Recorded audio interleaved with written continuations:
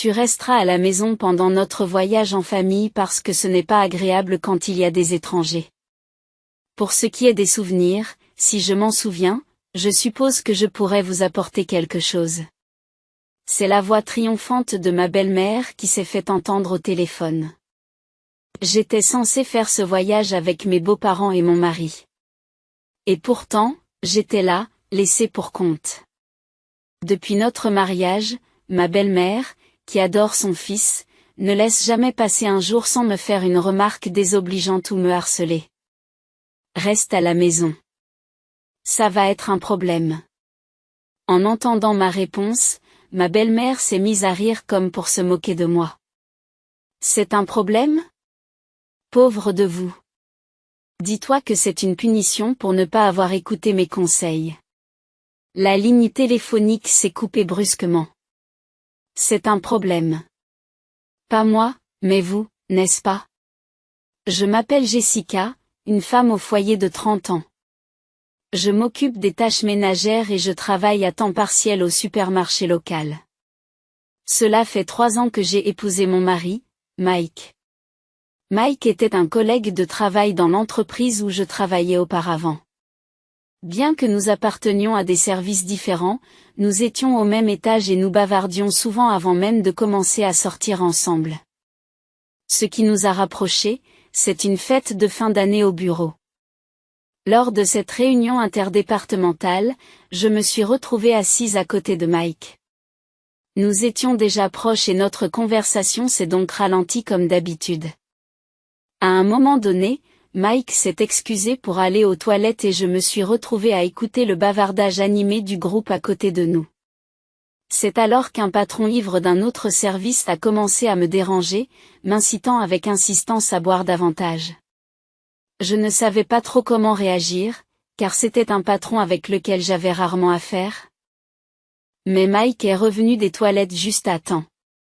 Il nous a jeté un coup d'œil, au patron et à moi, puis a posé calmement ses mains sur les épaules du patron et l'a emmené à une autre table. Au bout d'un moment, Mike est revenu seul à notre table et m'a demandé, « Ce type ne sait vraiment pas gérer son alcool, n'est-ce pas? Et toi, ça va ?»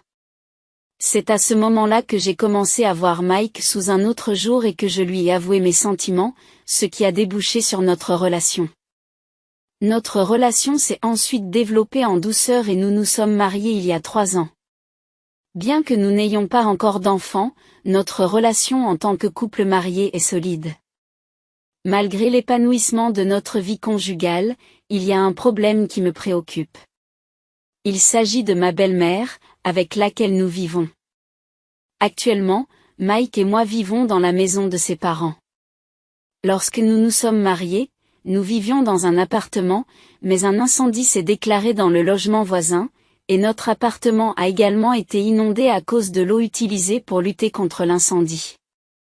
Nous n'avons pas eu d'autre choix que d'évacuer, car l'appartement était inhabitable. Nous ne savions pas où aller pendant que l'appartement était réparé lorsque la mère de Mike nous a proposé de rester chez nous. Nous avons accepté son offre et avons décidé de vivre avec les parents de Mike. Nous étions reconnaissants de leur offre à l'époque. Le problème a commencé après notre emménagement. Bien qu'elle ait parfois fait des commentaires sarcastiques même avant, je les avais acceptés en raison de l'amour profond qu'elle éprouvait pour Mike.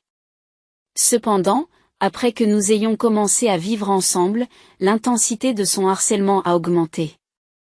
Par exemple, un week-end. J'étais en train de prendre une tasse de café dans le salon après avoir terminé le ménage. Ma belle-mère, qui était sortie, est rentrée et a immédiatement commencé à s'affairer dans la maison. Elle s'est ensuite approchée de moi et m'a dit, « Jessica, ton ménage est trop négligé. Tu devrais y consacrer plus de temps et y mettre de la gratitude pour ton mari qui travaille dur. En tant qu'épouse, il est de ton devoir de le soutenir. Je n'arrive pas à croire que tu ne puisses même pas en faire autant. Tu n'es pas une bonne épouse. Si tu es malheureuse, pars. Tout de suite. » Pour être honnête, je me suis dit que c'était reparti. On m'a répété la même chose presque tous les jours. Après tout, si elle nous a laissé vivre ensemble, c'est uniquement parce qu'elle voulait revivre avec son fils Mike, et ma présence en tant qu'épouse n'est probablement rien d'autre qu'une gêne pour elle. Maman, s'il te plaît, ne sois pas si dure avec Jessica. Il y a du vrai dans ce que tu dis. Même si elle travaille à temps partiel, il n'est pas bon de se relâcher dans les tâches ménagères. Le plus souvent, Mike a tendance à se ranger du côté de sa mère. S'il n'y a rien de mal à apprécier sa mère biologique, j'aimerais parfois qu'il me défende, moi, sa femme. En fait, je n'ai pas l'intention de négliger les tâches ménagères. Bien que je travaille 4 jours par semaine, même si c'est pour une courte période, je n'ai jamais négligé mon devoir de gérer les tâches ménagères de notre famille de 4 personnes. Cela reste vrai même lorsque je ne me sens pas bien. En revanche, ma belle-mère, bien que femme au foyer, sort et s'amuse presque tous les jours. Depuis que nous vivons ensemble, je ne l'ai jamais vue faire de tâches ménagères. Cependant, étant donné que nous vivons sous son toit, je ne peux pas me plaindre ouvertement. Dans cet environnement délicat, j'ai gardé patience. Un jour, quelque chose d'inhabituel s'est produit. Mike a suggéré que nous fassions un voyage, juste tous les deux. Pourquoi ne pas aller dans une station thermale le mois prochain? La saison chargée est terminée et je dois prendre des congés annuels. Si je dois faire une pause, je me suis dit que ce serait bien de me détendre quelque part. Un spa, hein? C'est parfait. Je n'ai pas encore demandé d'horaire de travail pour le mois prochain. Je peux donc prendre n'importe quel congé. Après avoir discuté de diverses choses, nous avons décidé de faire un voyage de 2 jours dans un spa au milieu du mois prochain. Comme nous prévoyons d'y aller un jour de semaine, nous pourrons probablement passer notre temps tranquillement et sans nous presser. J'étais tellement excitée que je n'ai pas pu me retenir. J'ai continué à rassembler des informations sur notre destination chaque fois que j'en avais le temps. Et alors que je pensais que nous devrions commencer à réserver notre séjour, ma belle-mère a commencé à dire quelque chose de scandaleux. Jessica, j'ai appris que tu partais en voyage avec Mike. Pourquoi tu ne me l'as pas dit? Eh bien, Pour être honnête, j'avais peur qu'elle dise quelque chose comme je vais le faire si elle l'apprenait. Mais je ne pouvais pas dire cela, et alors que je cherchais mes mots, ma belle-mère a poussé un soupir d'exaspération. Puis elle a dit exactement ce que je craignais qu'elle ne dise. Le mois prochain, mon mari et moi fêterons notre anniversaire de mariage. J'aimerais le fêter en organisant un voyage en famille. Je pense qu'un hôtel luxueux serait parfait. Comme une enfant, ma belle-mère a commencé à piquer une crise de colère en disant qu'elle voulait partir. Bien sûr, je n'ai pas du tout envie de partir en voyage avec ma belle-mère. Mais cette fois, Mike et moi pensions y aller seuls. Et si nous y allions ensemble la prochaine fois? J'ai essayé d'être aussi conciliante que possible dans ma réponse. Mais ma belle-mère n'a pas voulu céder. Ce n'est pas la même chose si ce n'est pas cette fois-ci. C'est notre anniversaire de mariage. Si c'est le cas, elle n'a qu'à y aller avec son mari. Au moment où j'allais dire cela, Mike est rentré du travail. Mike, bienvenue à la maison. Je parlais justement du voyage à Jessica. J'ai hâte d'y être. Ma belle-mère, déjà très enthousiaste à l'idée de partir, a commencé à exprimer ses souhaits. Et Mike semblait d'accord avec elle. Je me demandais qui avait vendu la mèche à propos du voyage, mais au train où allaient les choses, c'était probablement Mike qui l'avait dit à ma belle-mère. Remarquant mon regard, Mike semble un peu mal à l'aise. Maman a vraiment hâte d'y être, alors remettons notre voyage à plus tard.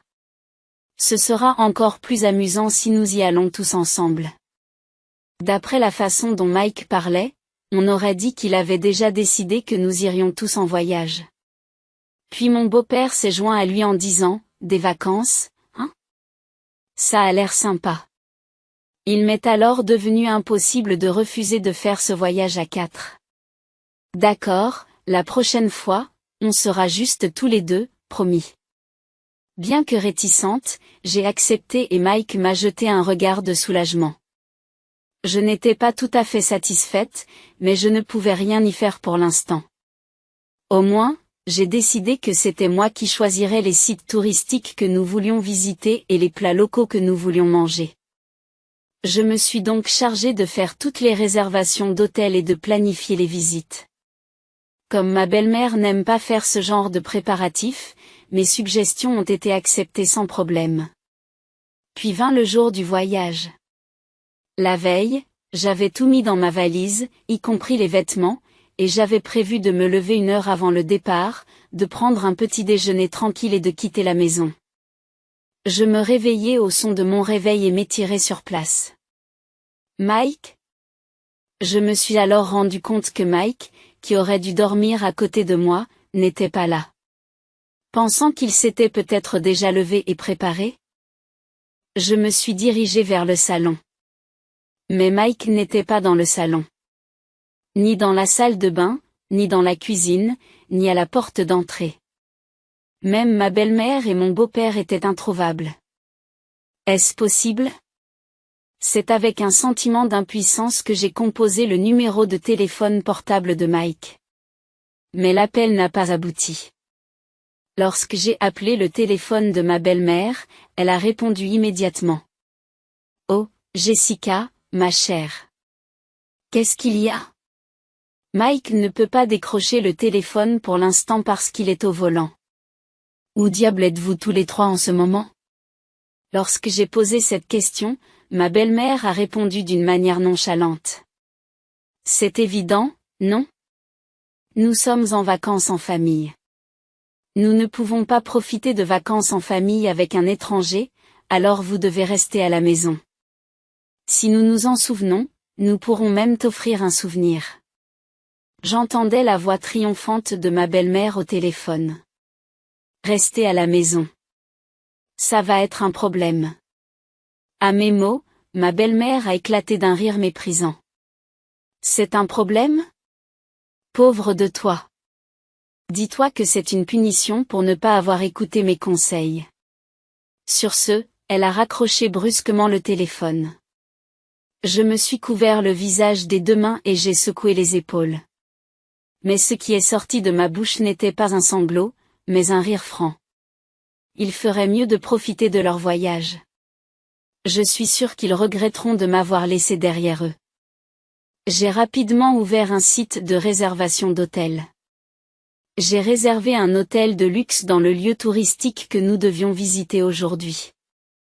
J'ai également fait une réservation dans un restaurant où je pourrais avoir un délicieux dîner. Bien sûr, juste pour une personne. Ensuite, après m'être rapidement habillée et maquillée, j'ai pris mon petit déjeuner. Bon. Il est temps de s'amuser. J'ai pris mes bagages et j'ai sauté dans le train. Puisque je m'étais donné la peine de me renseigner sur les différents lieux touristiques, je voulais partir en vacances. C'est avec ce seul désir que j'ai entrepris un voyage en solitaire. Comme c'est un petit lieu touristique, il se peut que je croise Mike et ses beaux-parents, mais cela ne me dérange pas. Après tout, ce sont eux qui sont en tort. Alors que je réfléchissais à tout cela, le train est enfin arrivé à destination. À partir de maintenant, je vais oublier ma belle-mère et Mike et m'amuser à fond. C'est dans cet esprit que je suis entrée dans une boutique pittoresque que j'avais repérée, que j'ai pris un thé dans un café branché et que je me suis mêlée à la population locale, profitant pleinement de mon voyage. Alors que le jour se transformait en nuit, il était enfin temps de se rendre à l'hôtel. L'hôtel que j'avais réservé faisait partie des meilleurs hôtels de luxe de la région. J'ai pensé que je devais faire quelque chose d'aussi radical pour me rafraîchir. Alors que je franchissais les portes automatiques de l'hôtel et que je me dirigeais vers le comptoir d'enregistrement, j'ai entendu la voix forte d'une femme. « Pourquoi ne pouvons-nous pas rester ici? Nous sommes prêts à payer. » En y regardant de plus près, c'était ma belle-mère qui était à l'origine de cette agitation. Bien sûr, il ne pouvait pas rester car ce n'était pas l'hôtel que j'avais réservé pour nous 4. Observant à bonne distance, j'ai remarqué que Mike m'avait repéré en s'exclamant « Et Jessica. Qu'est-ce qui se passe? Nous n'avons pas pu rester à l'hôtel que tu avais réservé, alors nous avons dû en trouver un autre, et il est plein, dit-il agressivement en s'approchant de moi. Ma belle-mère a fait de même, son visage devenant rouge de colère. C'est normal. Après tout, ils ne remettent pas les clés si la personne qui a fait la réservation n'est pas présente. C'est une mesure de sécurité. Je vous avais prévenu, n'est-ce pas? À ce moment-là, ils semblèrent enfin se rendre compte de leur bêtise et échangèrent un regard totalement incrédule. Alors qu'ils s'apprêtaient à faire plus de bruit, plusieurs membres du personnel de l'hôtel se sont précipités. Le spectacle de ma belle-mère se faisant gentiment mais fermement escorter hors de l'hôtel était assez comique. N'oubliez pas ceci. Nous allons séjourner dans un endroit bien plus luxueux que cet hôtel. Quelque peu soulagé, j'ai décidé de m'enregistrer à l'hôtel, laissant derrière moi ma belle-mère et Mike, qui n'avaient plus de logement. Après avoir effectué les formalités d'enregistrement, j'ai été escorté jusqu'à ma chambre. Avec son décor épuré et son intérieur luxueux, j'avais l'impression d'être dans un rêve. Une fois mes bagages posés, j'ai décidé d'explorer l'hôtel. Après avoir flâné un moment dans l'hôtel, je suis retourné dans le hall d'enregistrement. Les clients n'arrêtent pas d'arriver. Je me suis assis sur le canapé du hall et j'ai eu un moment d'égarement lorsqu'un couple de jeunes femmes s'est assis à côté de moi. Elles étaient enthousiastes et échangeaient leurs impressions sur l'hôtel. Et elles ont commencé à parler de quelque chose d'intéressant. Et, vous savez? C'est à propos de l'hôtel près de la gare. Il y a une très mauvaise rumeur à son sujet. Apparemment, on entend des hallucinations dans la chambre du 2e étage et on se fait voler tous ses biens.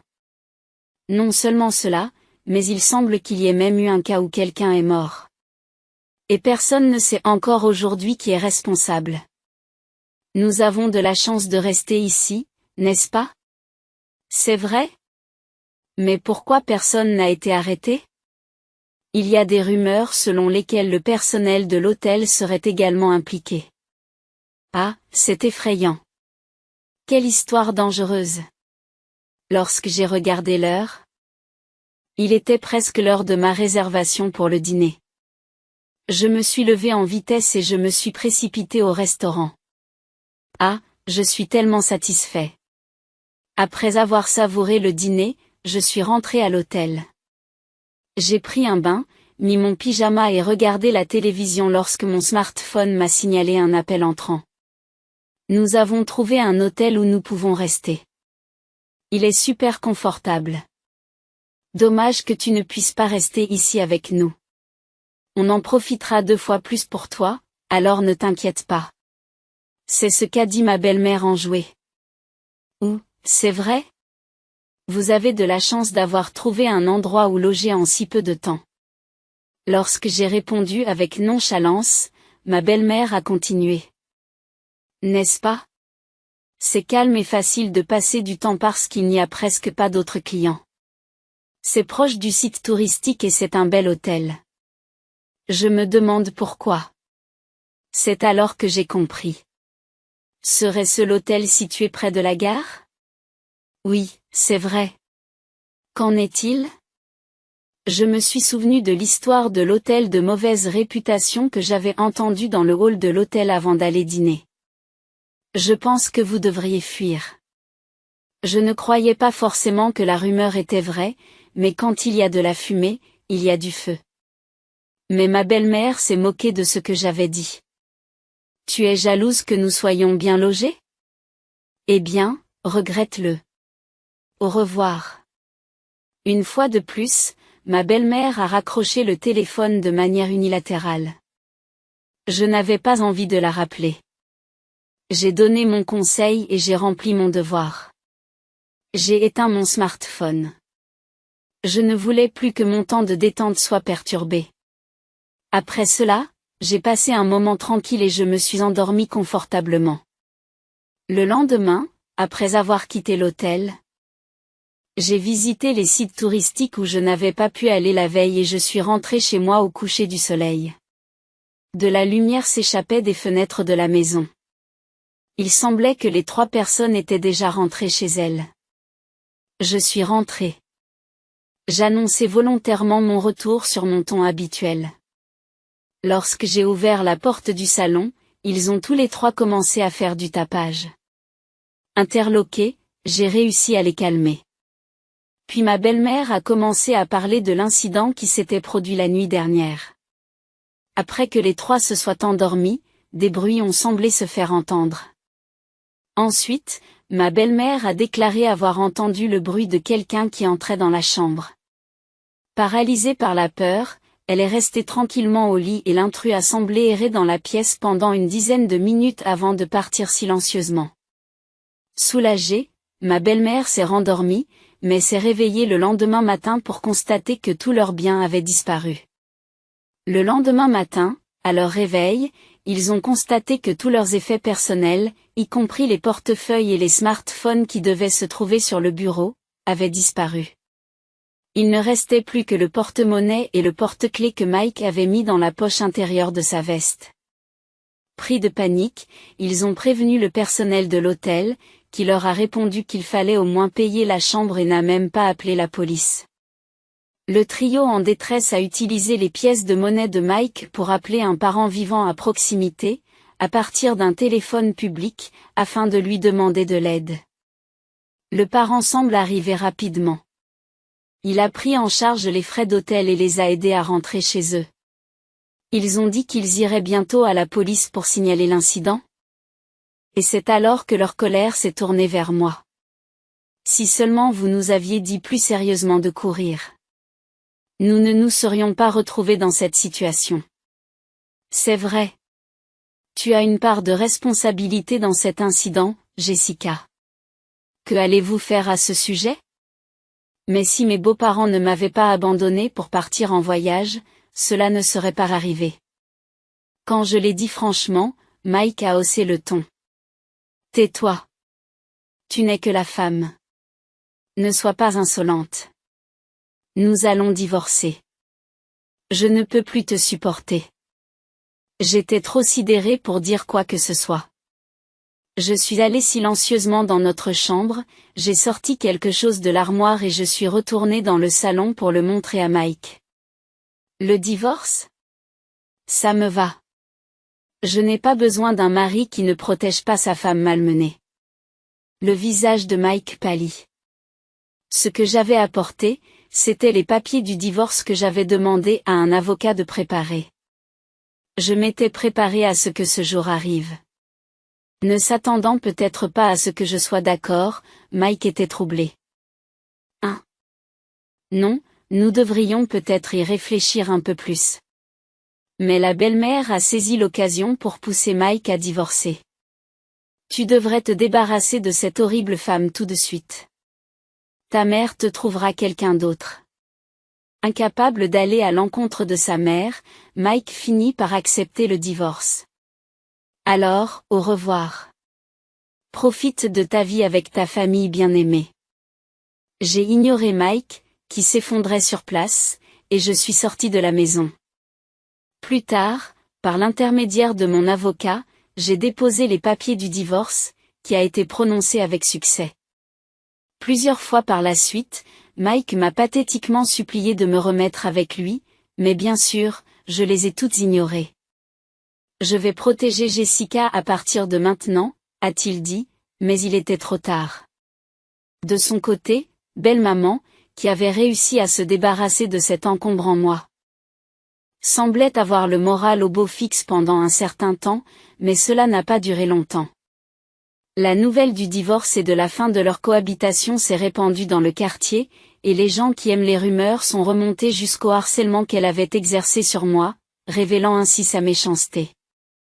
Elle a commencé à être pointée du doigt par son entourage, et il semblait que trouver une nouvelle femme pour Mike n'était plus une priorité.